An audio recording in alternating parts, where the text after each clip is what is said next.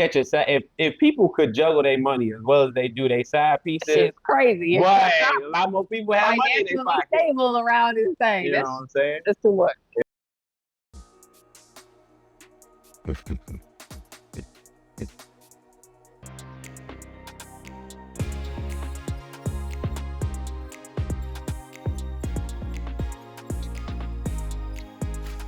So welcome to season 2 of Talk Game. And we're your hosts, GQ and T, where we take the most toxic situations and find the positive in them. So let's get to healing your heart. Let's get to our story. I have been with my husband for 7 years and married for 3 of those years. Everything started off great and there was issues. But then there was the phase of our marriage where everything went left. With my husband, I noticed there was a change in the way he acted towards me. But what made realize that something wasn't right was when he would go out with his friends and not answering his phone. That moment really had me asking questions until it was confirmed when he went out of town for his birthday with his boys, as he told me. But when he came back from the trip is when he asked for a divorce. After that, I went through his phone, and that is when I found all the pictures and text messages of the other female that he was messing with outside of our marriage. With going through the messages, I realized that this had been going on for a while.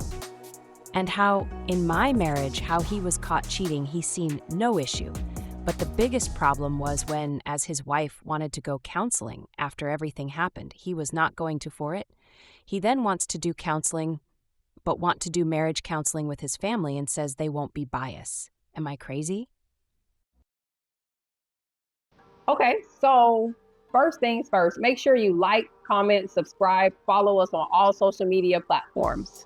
And please, drop your comments down below. We want to hear what you think. So, first things first is, you know how I feel about marriage. I feel like you should do everything in your power to make it work. Save your marriage by any means necessary, and not after it's already over and you sign your divorce papers and then you try to, well, we can do counseling, but we want to do it like this. Oh, so you cutting straight to the bottom of the letter. Yeah, I mean, we're going to get to the point. You know what? What got me was like and I'm not blaming her. Okay. But she was totally unsuspecting of that it was this bad. Because she said when they got married, they had some problems. Yeah. But didn't realize it was this bad. Yeah. You know, that could be for multiple reasons. Him on her, both sides. Right. But dang, my man came back from a trip and was just like, so let me get that divorce. You know what? I think that sometimes, no matter how bad that it's gotten, people be so out of tune with their relationship and their marriage, I feel like they become content. Mm-hmm. And that's one thing you can't do inside your relationship. That's why we always recommend that you have regular check-ins with your partner. Right. See what's going on with them. Hey, you good? Right. Is everything good? Even whenever you feel like things are great. Right.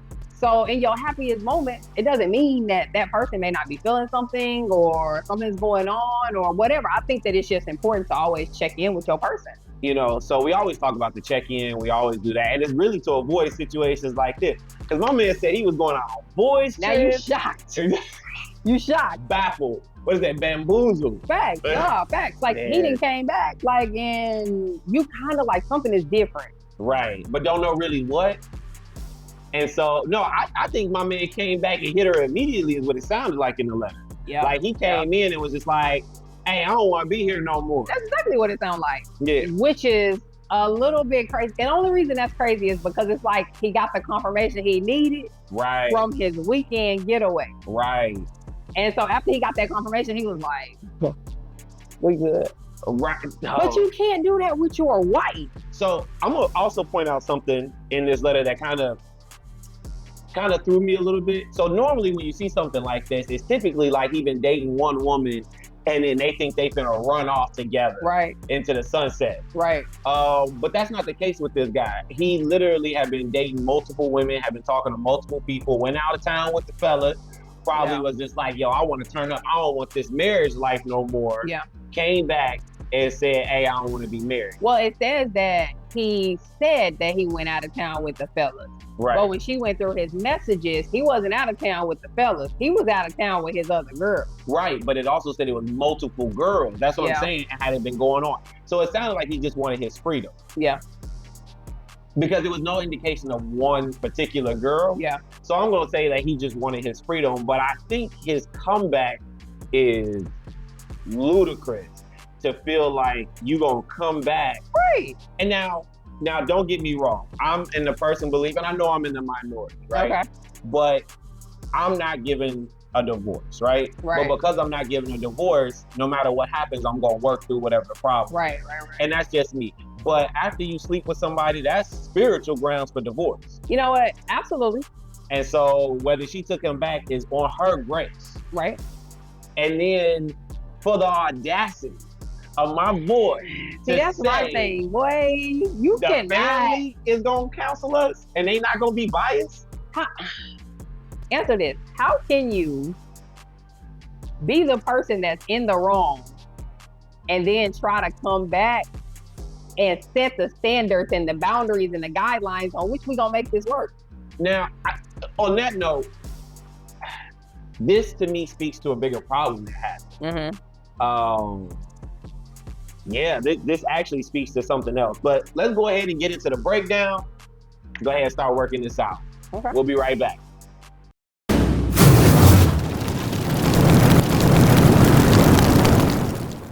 All right, so we're back with the breakdown. So as I was saying earlier, when he pointed out that he wanted his family to be unbiased, honestly, what it seems like is he wants to be heard. Right. And he wants to feel like his point is heard. I think that's why he wanted his family to be unbiased, because he knows at least they'll listen to him. Now, do I think that they'll be unbiased? Not at all. It's your okay, because I was about to say. But I think that's where that feeling stems from. Yeah. Because a lot of times when you look for somebody on your side, and the reason why he said it's unbiased, whoever they have been talking to before or confiding in, or each of them separately or together, must have been biased. He didn't feel like he was heard. Okay. I can see that. Which I think also contributed to him wanting the freedom. Yeah. I'm not heard. I'm talking to all these women who hear me. Yeah. And so now I want my freedom. Right. But I realized this was a dumb mistake because I want my family. I want her to hear. So I think part of the lesson involved is to be listening to your partner. Right.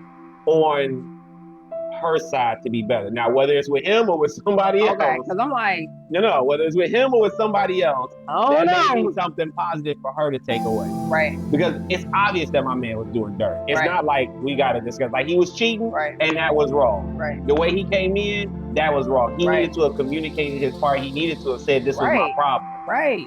But I do know and identify everything he did after points to the problem he had, which caused him to step out, and identifying that oftentimes helps you to not repeat this. Okay.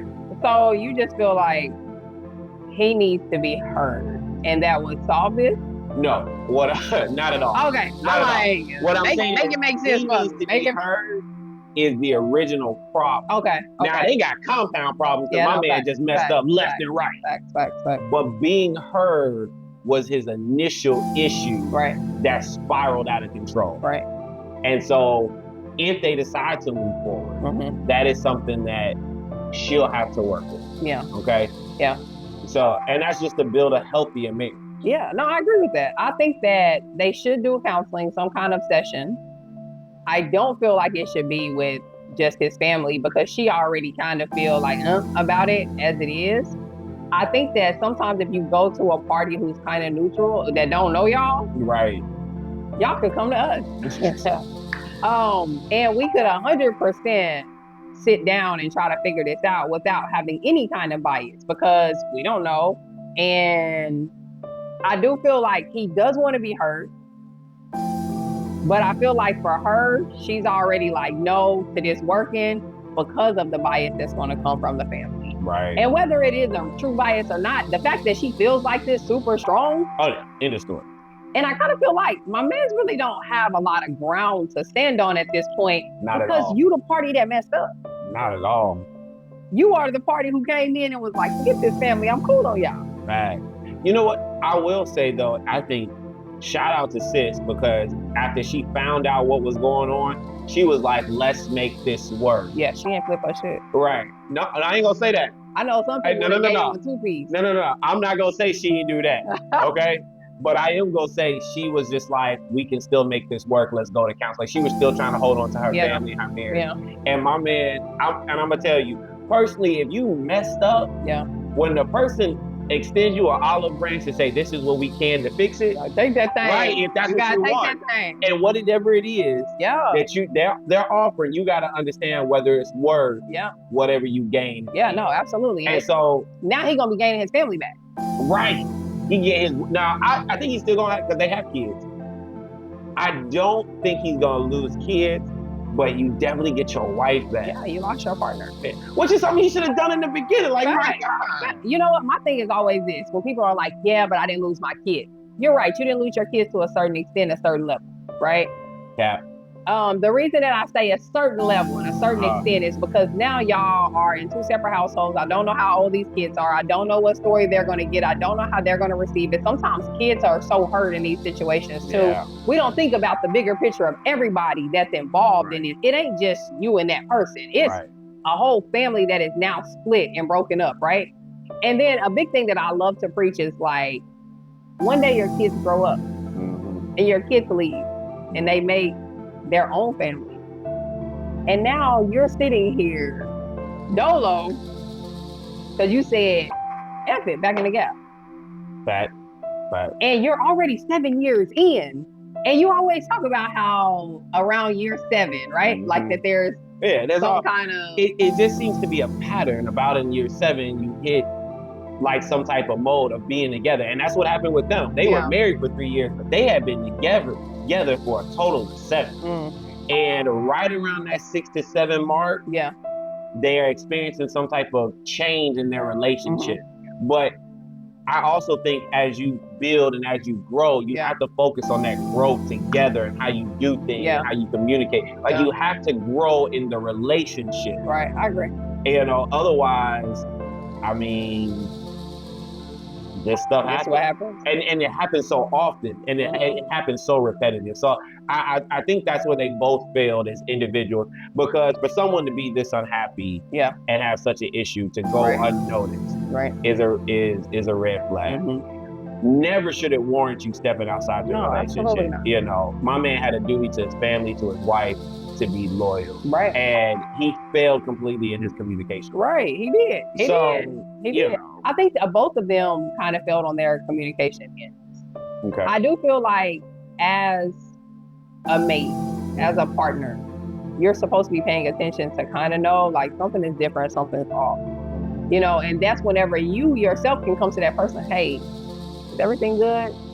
You sure everything's good? And then whenever something happens and it's like, well, I was having this problem the whole time. I came to you, I asked you, I tried to talk to you about this. Right. We could have been working on this because I noticed something was different. Or when you start feeling yourself having a problem, hey, I'm having this issue. Right. Even if you can't identify what it is, I don't know exactly why, but I'm having this issue. Right. I feel like this. And y'all try to figure it out. Y'all start working through it instead of hitting her with it. You just punched her across the face, boy. Yo, that was cold. You walk in for the weekend and say, I want a divorce. I don't typically condone going through a phone. I see why she did it though. You know, I'm gonna be honest. Like she said something in there that stuck out to me. She said when she went through the phone, my man was unbothered. Yeah. And she seemed to be surprised that he was unbothered. Yeah. I don't see why. He was done, huh? Right, he was done. Already was out of it. Right. It wasn't until later that he realized how big a mistake he was. Yeah. But I'm gonna tell you, even in your done, you owe somebody respect. Like his wife, he owes her that dignity. He owes her that respect. And how he acts on the way out the door should be a big determining factor about how they come in, because that person treated you a certain way when they didn't feel they owed you anything. Right. And they owed you everything. Right. So I definitely think she should take that into account. Now, if my man was just like, whatever, I get it. As long as he wasn't disrespectful, he wouldn't start like, man, F you. As long as he wasn't doing none of that, okay, cool. But That's why he was unbothered. Like, so what you found out I was talking to the other girl? We're not going to be together after this divorce is signed. You know what I'm saying? So I don't think she shouldn't be. I don't think anybody should be surprised at anything they find after the fact. Because me personally, I don't think it's worth it to go looking. No. You don't need to know why. No. For what? Why is something that helps you attain closure to put a reason to something that happened. Right. But sometimes most times it don't matter what the reason is. It don't matter. Because the fact is they did what they did, they said what they said. Now, what I will say though, is if they leave like that and they decide to come back, ask them what made them leave. And they gotta be dead honest and show proof. Yeah. Or if somebody is coming to you or coming back to you after you all split, and you know some dirt, make them explain. Because it tells you about their integrity coming back, what you finna really deal with. Right? You're gonna get that authentic, like, you really wanna be with me? All right, here's your chance. And I'm not saying go back and forth all from the time. One chance, tell them, hey, you got one chance to be honest with me. And depending on the answer is which way I go. So you only got Eminem, one shot, one opportunity. Because let me tell you, somebody who really want to be with you gonna bear their soul to you. If they don't, they gonna still be trying to hide it because you don't know. They gonna tell you some stuff that you probably ain't know. They gonna tell you some real stuff. But see, when you do that and you offer that to them, don't make it a trap. Don't offer it just so you can know. No. Offer it if you're really thinking about getting with them. But if there's nothing they can say, it don't matter. It don't matter. It don't matter. Let me say, closure from a person don't matter. Closure is something we like to do so that we can continue the conversation to figure out why. But if I shoot you in the leg, doesn't matter why. You don't care why. You need to focus on getting that bullet out. Focus on healing. You gotta heal that wound. You don't even care why you got shot. You got shot. No facts. Big facts. The reasons why only matter when I'm trying to offer forgiveness. And that's something, but that does not constitute healing. And you gotta focus on the healing. So as soon as my man dropped that bomb on her, she needed to have decided what she gonna do, how she gonna move forward, make sure all these things come about. She needs to ask herself some questions about like whether he comes back or not. And what she did, because not being solid in your resolve, not going ahead will make you make a stupid choice because you've fallen in love. Now I'm not saying her choice is stupid. I'm not saying it's right or wrong. I'm just saying if you got it already made up in your mind, you already started your healing process. And no matter what you choose, you got to heal from this. You know, I don't think that she's made up her mind completely. Even at this point, I don't feel like she's made up her mind because it's more the message in it is she's still trying to figure out, should I do this counseling? Even if it's with his family, because she's still trying to save them. She is. I don't feel like she's completely moved on, but I think now it's more like, is this going to work because he wants to do it with his family? And I feel like they're going to be biased, and he's promising that they're not, but I just think that they are. What y'all think type scenario? So I think that she hasn't given up. No. I don't think that she knows for sure what to do just yet. And a little piece of me feels like this is going to be the grass isn't greener on the other side type of scenario. This might play into that 80-20. He thought he was getting he thought he was getting it over there because he saw the little piece that he was missing.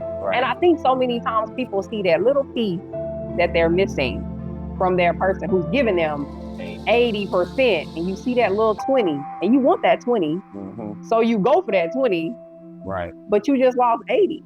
You know what I've noticed is you get the full 100 if you got a girl or a man at home and you can go out there and hoe, because you always got somebody you can come back to. You got guaranteed booty. You got somebody who's gonna love you. But somebody who's gonna put in with you. Who do you know that's gonna sit there and take that though? Nobody. That's why it's called cheating. But that's how a person gets the whole 100, which is why they do it. They get to go out there, be free, be the whole, be the life of the party, be all of this, but then they get to come back here and have somebody to love on them, which is what they want. I mean, I get that, but you know what happens? When you out here gambling sometimes you lose it all, and now you at zero. Facts. My man's is over here trying to figure out. That's high risk, high reward. I don't think it's worth it. I just don't think it's worth it. I think that when you find something good, you take that 80% and you run with that 80. And you hold on to that 80.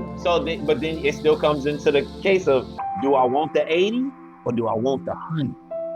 Do I want the 100? Because everybody likes But to the think. 100 is a possibility. That 80 guaranteed right now. No. Ain't none of them guaranteed.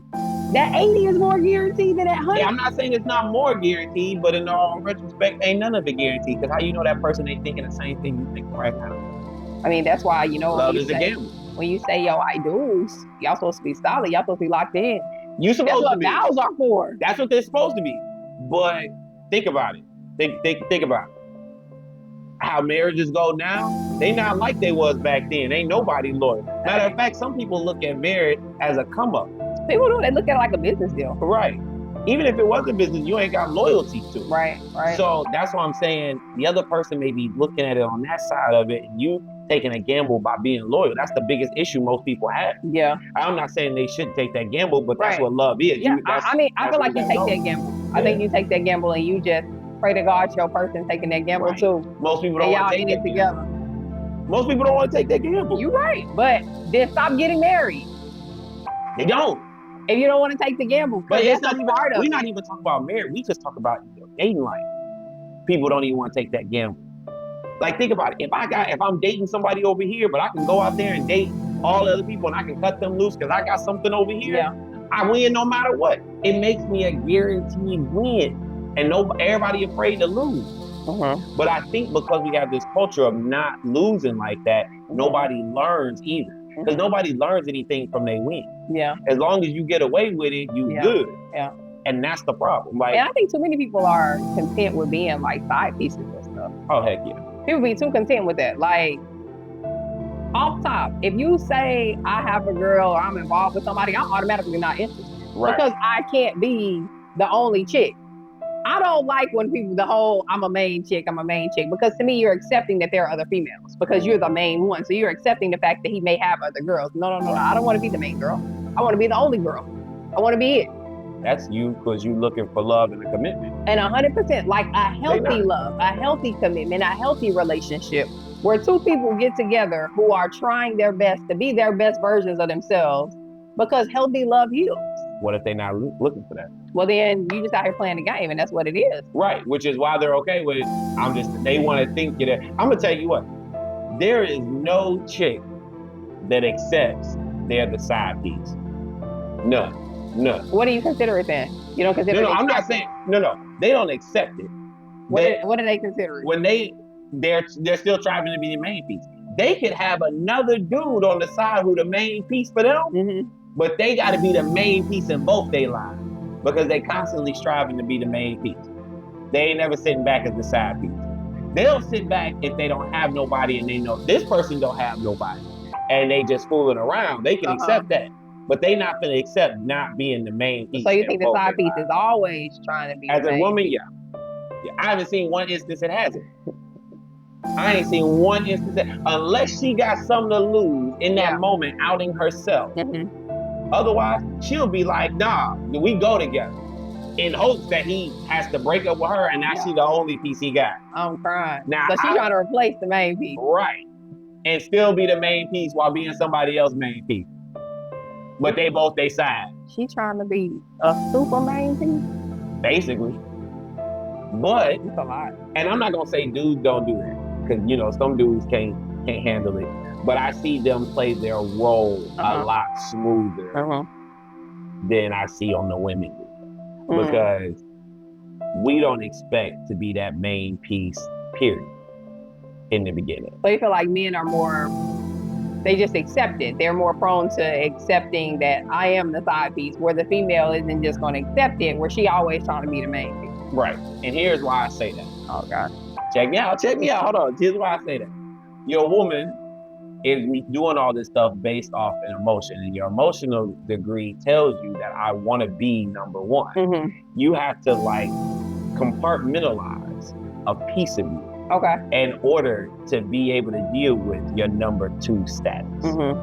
And you don't see that a lot innately in most women to be able to compartmentalize different things.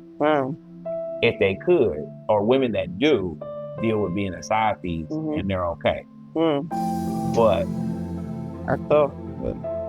That's tough there. Just look, I'm just an observer. You know what I'm saying? You're I'm just an observer. right. I'm just commenting on what I see. I'm commenting on what I see. I see. You know. And because there are a lot of benefits for a woman becoming a main piece, right? A lot of benefits. Not a lot of. Are there not a lot of benefits for a man becoming a main piece? More responsibility. Does he not also get more love? No. More gratitude? Nope. More. Really? You don't think so? Nope. I feel like when he's dating the right woman, he does. No. Because the woman that you're a side piece for, when you're with her, is going to treat you still like she do her main dude. Because think about it. You getting the nastiness you want. She's still fixing the food. She's still taking care of you. She giving you the same treatment, the same halfway treatment that she giving the main dude, because she's not really into either one of y'all. But there's more responsibility when you're her main dude. You got to take her on the date. You got to make sure she's good. You got to be the one she called. You got to be able to be her provider, protector, and all these other. As a side dude, you jump in and jump out. Right, but I mean, is it not satisfying to have somebody you know actually gives a fuck about you? When you have that main girl who actually gives two shits about you. No, when you have the main girl. That's what I'm saying. Right, okay. But you are acting like does it make sense for a guy to be the main piece? That's what I'm saying. No, it doesn't make sense for the guy to be the main piece. Not if he don't want to have the responsibility of you. So it's up to him having the responsibility. Right, it's more responsibility. I'm like, is it not a better feeling whenever somebody actually is there for you every day in your dating life? You know, they actually care about you. You know, this is your person. Right, but I mean, and that's great. That's great if you're the only piece. Right, that's what I'm saying. Right, but if you know she got 3 other dudes on the side, why you just don't want to be the main piece. You want to be the only piece. Okay. Right, if you the only piece, all that stuff you listed feel good. What are you talking about? Right, but think about it. Think about it. If you're a guy and you're the main piece, so the side piece, and their side piece, you have all the responsibility. And you got to share her. And the side pieces don't have that responsibility. I see what you're saying. I see where you went with that. Right. But as a woman, if you're the main piece, you're getting more benefits because now you're in the hands of multiple men to take care of you and you benefit from. You're allowed to use their resources now. Because as a side piece, you're not really the resources. Right. You get some here or there, but you're not getting all the resources. I think it's so much work. It's like having a job. You got side pieces and main pieces look, it's just too much work. I have a hard time remembering one person's birthday. I gotta care about you to remember these things. Less multiple people. Hey, look, if you can catch a side, if people could juggle their money as well as they do their side pieces, it's crazy. Right, a lot more people have money in their pocket. They move around this thing. You know what I'm saying? It's too much. It's too much. It is what it is, but that's all we got time for today. We thank you for joining us. We'll catch you next time. Your touch drives me crazy. Your smile